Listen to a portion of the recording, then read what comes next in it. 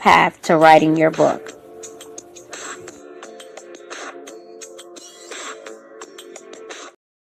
Let's talk about it with your host, Shanette Johnson. Join me every first and third Monday of the month at 8 p.m. Eastern Standard Time and 5 p.m.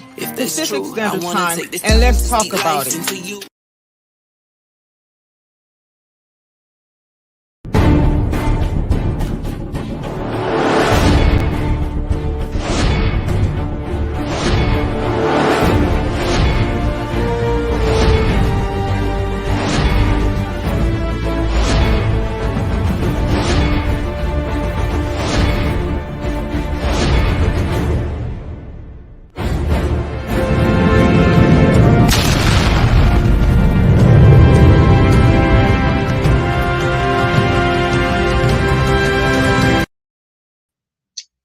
Good evening and welcome to Let's Talk About It. I am your host, Shanette Johnson.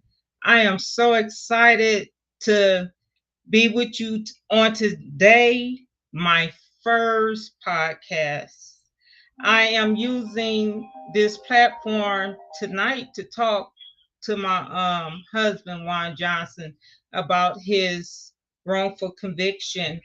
And I'm just waiting for him to come up in any minute. Please forgive me. I am a little nervous. This is my first time doing this. So I'm going to try to relax my nerves. And soon as he come up, we're going to sit back. We're going to talk. I'm going to ask him some questions about his about the wrongful conviction that he's been facing. He's been incarcerated for the last 14 years for a crime that he didn't commit. So with no more talking from me, because I'm a little nervous, I have Juan on the phone. Juan? Hello. So I was just sharing with everyone about the wrongful conviction. And first I would like for you to give them a little insight on you. Let them know who Juan Johnson is. Well, Juan Johnson is, for one, I want to thank you for allowing me to use your platform to get my message out on this wrongful conviction, first and foremost. Juan Johnson, I'm 54 years old, born and raised in Compton, California. I am a father of 7 children, 5 grandchildren. I had my own businesses when I was out in the world, in the free world. I owned my own barbecue spot and also drove over the road trucks. I drove over the road. Okay, you sound just as nervous as I do. So we just gonna go like we normally just talk. So okay. In July of 2009, Yes, am I correct? Tell us what happened that day. Let us know let the listeners know what happened. I want to start from the beginning and then we get into the meat of how everything, start from, let the listeners know how everything went down, and then we'll take them to the trial. Well, July 21st, 2009 was really the worst day of my life. I was picked up. I was picked up from my place of business and taken into custody for homicide, which a person lost his life. His name is Roberto Jimenez, and my heart goes out to his family. I was arrested for homicide, which I did not commit, and even a jury of 12 said that I did not commit. Okay, so we're gonna get to that part. So the day that you was arrested, was there a warrant? Did they have a warrant for your arrest? No, it wasn't a warrant out for my arrest. I was picked up, and I guess the detective was hoping I had any information, which I didn't when I was picked up. So basically, they wanted you to make up a story or give them some information or what, can you explain that a little more for me, or Well, I was asked by the detective, or I was told by the detective that pretty much he wanted me to implement myself in a crime that I did not commit. So pretty much he was saying, Hill, which is the detective on this case, wanted me to implement myself or give him some information on this case, which I didn't have any. And he said, mainly, he say the first horse to the finish line wins the race. So meaning he's saying that anyone that offered him information pretty much wouldn't be charging the people that was involved in this case. Also, didn't never get charged in this case because again he said the first horse to the finish line wins the race. Okay, so since you didn't have no information, they went to someone else. You broke up. Since you didn't have no information to give them, he went to someone else. He went to someone else, yes, and I ended up with the charges. And what was the charges?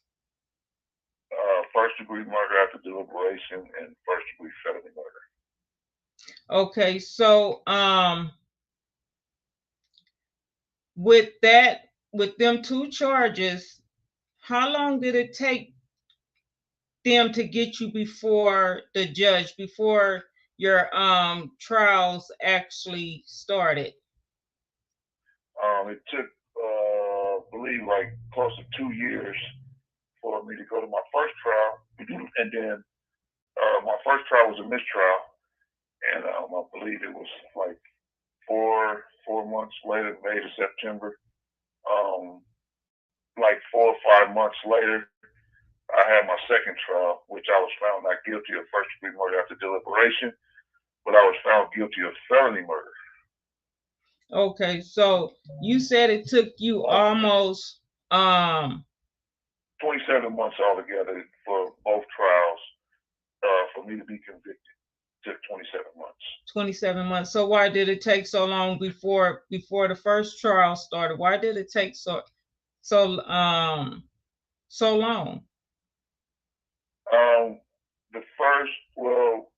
The witness that was in this case had a Fed case that he was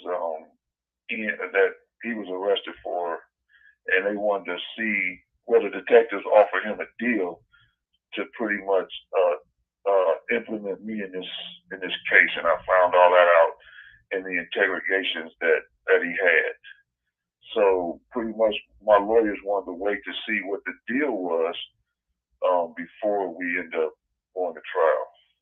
Okay. So you said that your first trial was a mistrial because of lack of evidence. No evidence. Okay, so so you get to the second trial.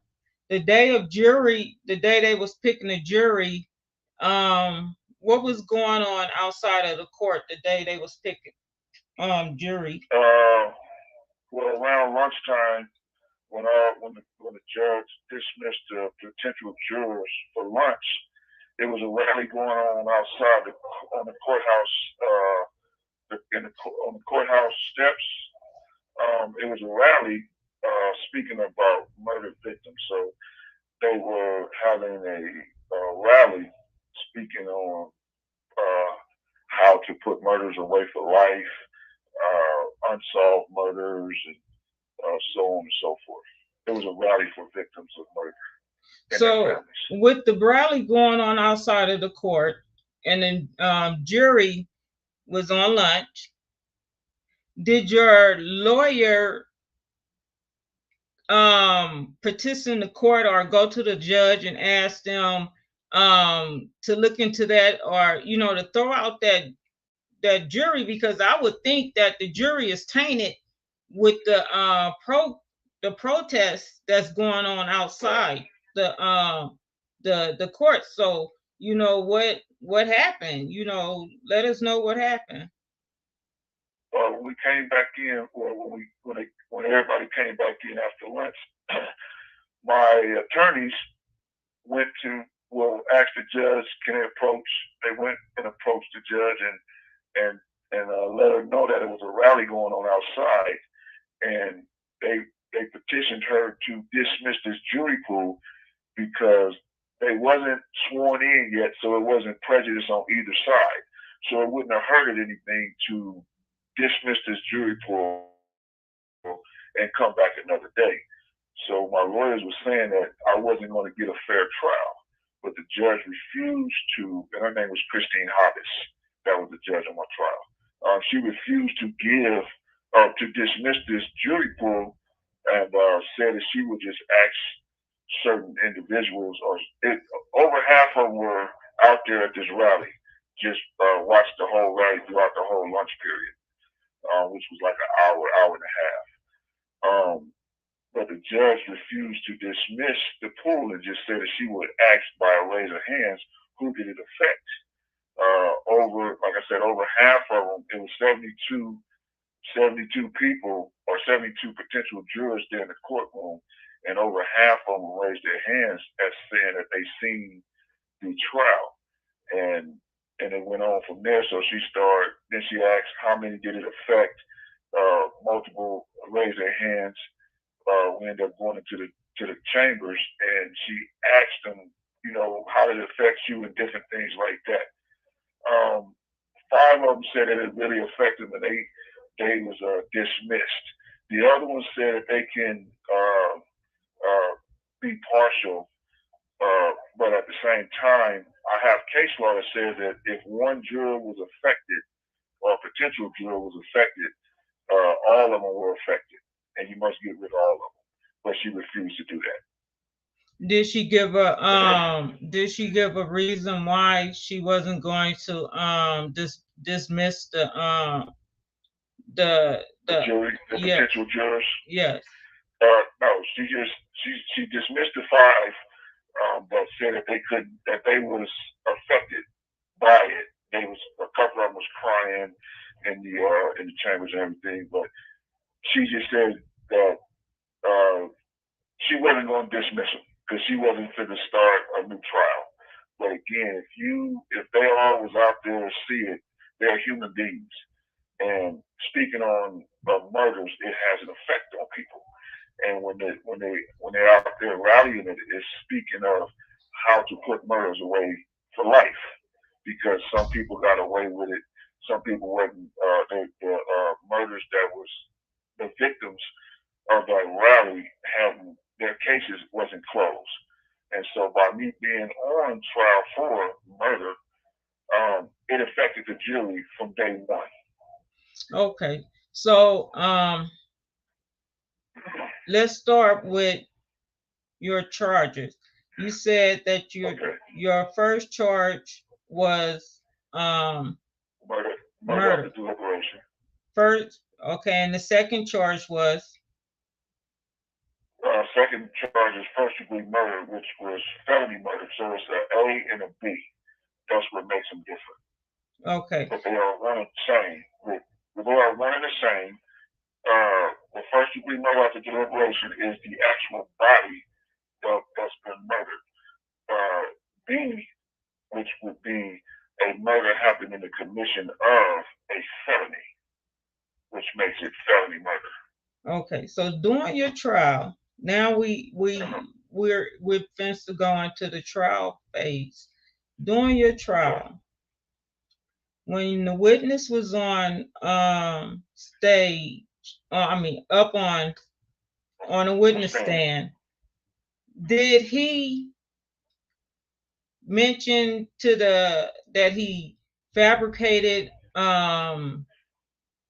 anything when the detective came to him? Because I was reading into your transcripts, and they were saying that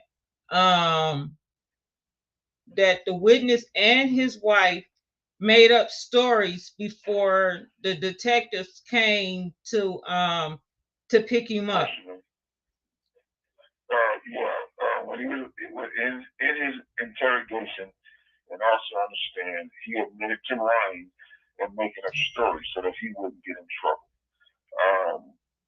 Just throughout his whole trial, his whole interrogation with the detective, he would say that he made up stories, and if he felt like the detective was believing him, he would stick with that story. But when the detective would jump down on him, curse at him, and everything, and say that he was lying, he would change the story to something else.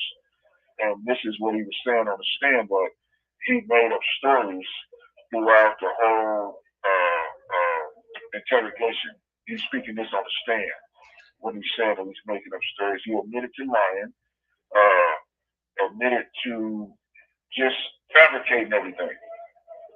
And so also because he was facing an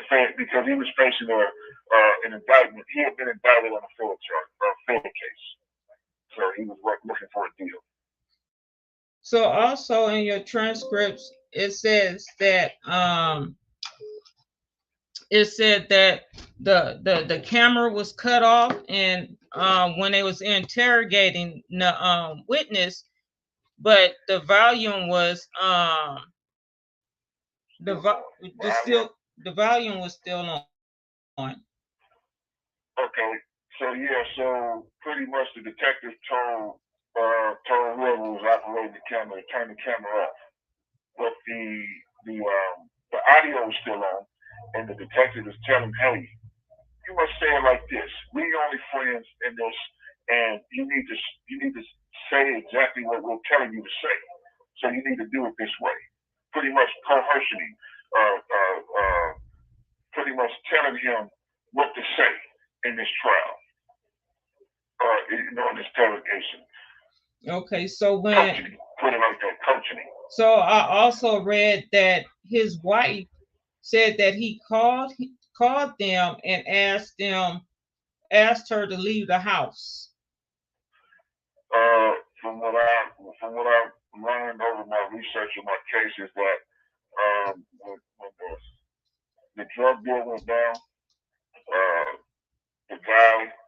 the witness is actually the one that I believe pulled the trigger to kill this guy, and he killed his friend to keep the money that was involved in the whole drug deal. And when that happened, he's not knowing that he's deceased at this time. So he ended up, I guess, getting the phone and calling his wife to get out of the house because he didn't know where he went after he's been shot.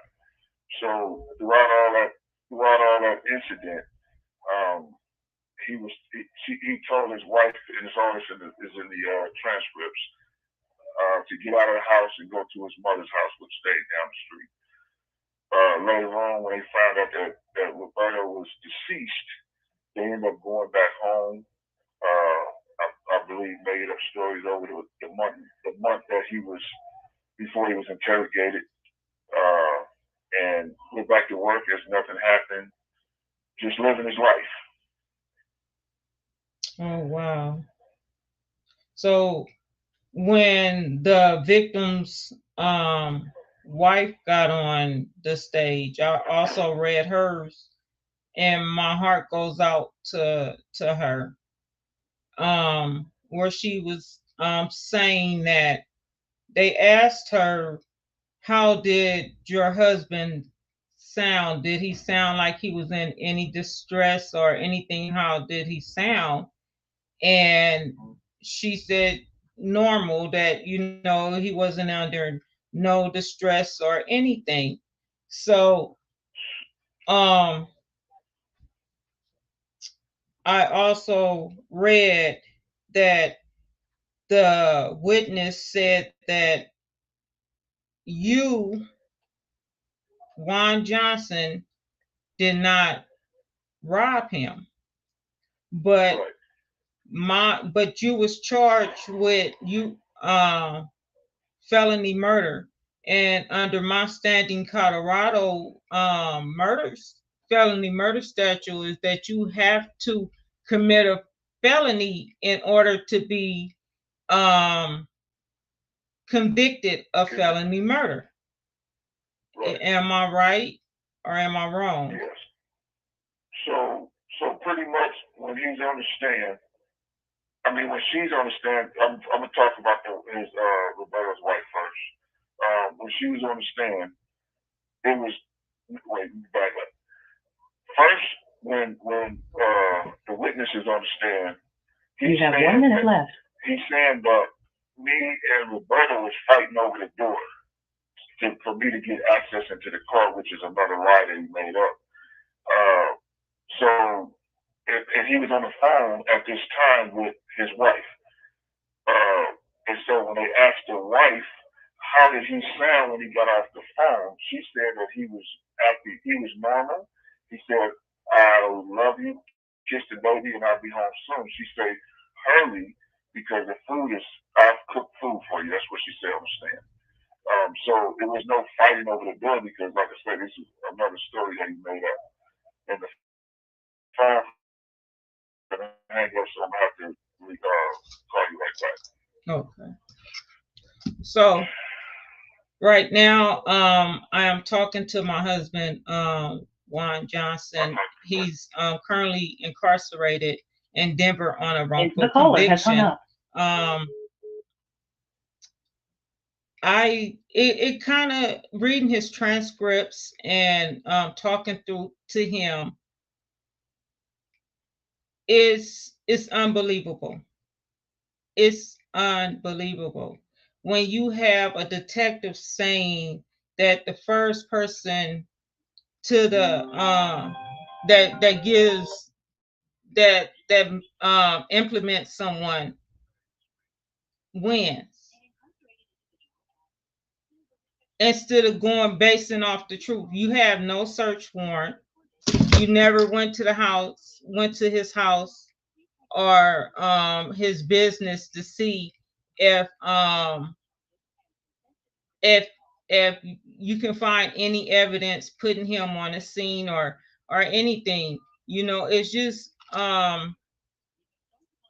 just mind-boggling, and I just didn't understand it. I just don't understand it. Juan, you back? Yeah, I'm here. So I was just sharing my little thoughts. I'm still a little nervous, and this is our first time really speaking out like this. But it's just mind-boggling when reading your transcripts and talking to you, listening to your case and stuff, how you can actually be charged with felony murder, and the witnesses on the stand saying that Juan didn't rob me. Yes, he said that, and so he's on the stand, and they asked him, did Juan Johnson rob you? He says no. So that would be one of the elements that has to be proven in the court of law by the prosecution. And by me not ever being charged with robbery, I never defended against robbery, which is one of the elements again for felony murder. So it has to be, and I have to, if I may, I can read what the Colorado felony murder rules states, what the prosecution must prove to render a conviction of felony murder in Colorado. And he says there are only two elements a prosecutor must prove for a conviction of felony murder to hold. A felony was committed or was attempted, and a person not participating in the felony was killed. It says, though the two elements above must be present for a felony murder charge, A conviction requires proof beyond a reasonable doubt of homicide, which I was found not guilty of by a jury, the felony, which I was never charged with in my charging documents, and the connection between both of the crimes must be together. And it said the homicide must be proven beyond a reasonable doubt, and the underlying felony must be proven beyond a reasonable doubt. So that's what makes this felony murder conviction that I'm convicted of illegal. Because again, I was found not guilty of murder, and I was never charged with a felony, which the prosecution said a robbery happened. So if you need a felony to go with the murder to have to get felony murder under their statute, you have to have an underlying felony, right? Yes. So why wasn't you able to defend against the robbery charge? Because I was never charged with it. So how did you get? When I was charged with murder, the public defenders, the attorneys that I had, we defended against the murder, which was the prosecution the prosecution mainly spoke on that Juan Johnson committed murder. It was never that Juan Johnson committed robbery, but he mentioned it in the trial in passing, saying that, oh, Juan Johnson committed murder. Oh, yeah, by the way, in the commission of an aggravated robbery. So when this going on, aggravated robbery is one robbery, but when I finished, when we was at the end of the trial and the judge gave the jury. Well, I just want to go back real quick. So, because this, even when we talk, I always go back to it because this robbery. How can someone mention the word robbery? The DA mentioned robbery, and they won't give you a chance to defend against it, or are you wasn't charged with it, so how can you defend against something just by word of mouth? Just by the mention, I don't have a clue. I've been petitioning the courts all this time. I had to learn how to do it myself because the courts refused to give me a lawyer through my process of petitioning the courts. So every time I could petition them, they're not answering my issues, but they're going around it and saying that, oh, it should have been brought up before when I had a appeals lawyer, which never brought up anything about the felony murder. He brought up issues about the rally, Detective Bursting on the lying witness, and different things of that nature, but never anything about felony murder. So the courts are telling me that I'm procedurally barred from bringing up the fact that I was never charged with robbery, but I'm convicted of felony murder without a murder or a conviction of the felony, which is robbery. But how can you not bring that? How come the courts is saying that you can't bring that up? Once again, that's just mind-boggling, just blowing my mind right there, that this is their law, and they saying that you have to have an underlying felony in order to tie it, in order for it to be felony murder. They need to do that. The felony have to go with that. The underlying have to go with that. So how could they not charge you for that? Well, they didn't charge you for that, but how can they not let you defend against something that that they saying that you did by the word of mouth? They just mentioned the word robbery. So now we're gonna throw robbery off in there? How can that, you? I mean, like, come on, Colorado, let's make it make sense. It don't make sense. Again, I was found not guilty of murder, or first-degree murder, by a jury of 12. I was never charged or tried or convicted of a felony, which is required for felony murder. But like I say, when I was going through trial, the DA or the prosecutor was mentioning that aggravated robbery, but they're going to prove aggravated robbery. But again, they never charged me with any robbery. When they passed out the jury instructions, the jury instruction had the instruction of a simple robbery. So that would be two different robberies that they're mentioning in my trial at this time. But again, they gave a verdict form for murder. They gave me a verdict form. They gave a verdict form for murder in the first degree. They also gave a verdict form for felony murder. But they never gave a verdict form for robbery because it was never charged. Now they charged me with the murder and everything, and they had a verdict form for that. But all I'm asking the courts here is how am I convicted of this felony murder when again none of these laws or rules was followed. But again, they never address my issues. They only go around it and say, "But it should have been brought up here.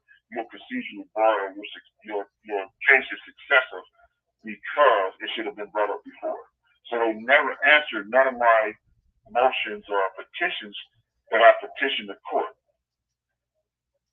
Wow. And so it's been a back and forth. I've been in my 35.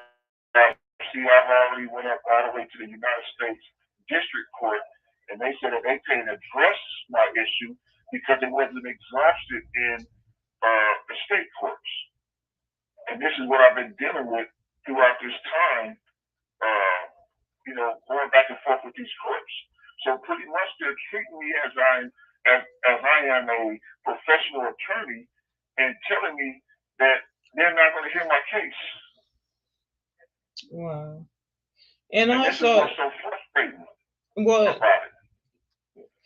Well, and also I was looking at your charging documents. I was looking at the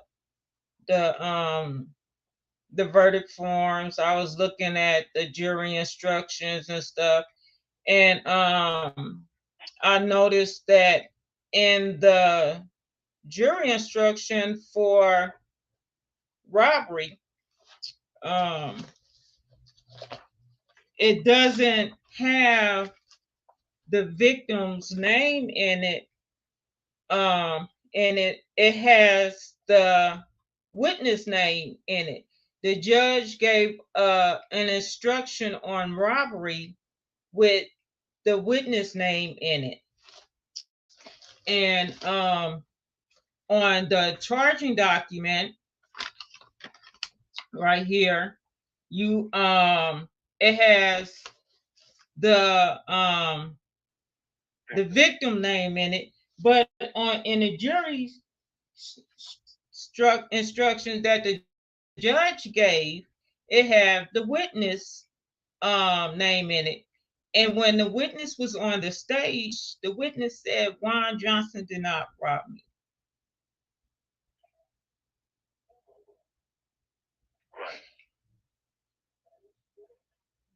So how is that? How now? It's just like I still don't understand. Did you exalt? We have a question. Did you exalt all your appeals? Right now, I'm in the Supreme Court. I have a claim where the district court, the appeals court, denied my motion for double jeopardy because I feel that this is a double jeopardy claim. So I am in the Supreme Court right now, waiting on a decision. Okay. So it's just like it just blows my mind that you have all these wrongful conviction, men and women serving time on wrongful convictions, you know, being by a word of mouth, because somebody making up stories, or you know, the DA or and the prosecutors just want to just want to win a case, you know, whatever they doing. And it just blows my mind that you can actually take away somebody's freedom for something they didn't do. And all the facts are there. All the facts in my case are there. I have case law, you know, where cases has been overturned due to the fact that the predicate offense was overturned. One person that I had, he was acquitted of the predicate offense, but he was still convicted of the felony murder charge. But when he went to the Supreme Court overturned it because there was no predicate offense. And okay. So that's what I'm dealing with now. But okay, so the Supreme Court now, you said they overturned his case because it wasn't no predicate offense, right? Right. So I mean, you don't what they charge you doesn't, the crime that they have you in there on, the charges they have you in there on, you is not a predicate offense. You didn't get the chance to defend against the robbery charge. No.